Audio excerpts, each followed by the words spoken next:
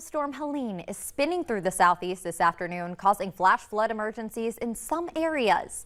This storm came ashore in Florida's Big Bend region as a Category 4 hurricane late last night, killing at least 6 people and knocking out power to millions of customers.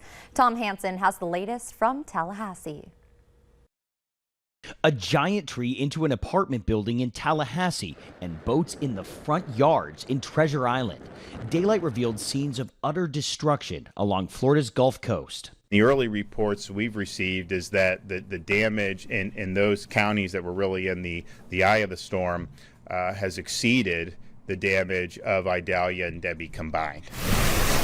Helene is the third hurricane to hit the Big Bend region in the last 13 months. It came ashore as a Category 4 storm with winds up to 140 miles an hour and storm surge up to 20 feet. Its outer bands nearly swallowed up these cars driving along a bridge in Tampa. Authorities there say a falling highway sign hit a car, killing the driver. Anybody in your house? This rescue team in the city of South Pasadena called out for people after several homes caught fire. Florida's governor says emergency crews conducted thousands of rescue missions overnight. Rescues were also underway in rain-soaked Georgia. Crews in Atlanta helped bring a couple, their baby, and 2 dogs to safety. With this one, the vehicle was traveling in through the water, and the vehicle started to float, and it floated off the roadway. They were able to get out of the vehicle and get on top of the vehicle. Helene's high winds also knocked out power to an estimated 3 million customers all across the southeast.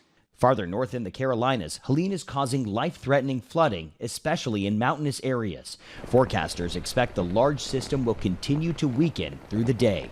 Tom Hansen, CBS News, Tallahassee, Florida. Our parent company, Gray Media, is teaming up with the Salvation Army for Hurricane Helene relief. You can scan the QR code up on your screen right now or give online.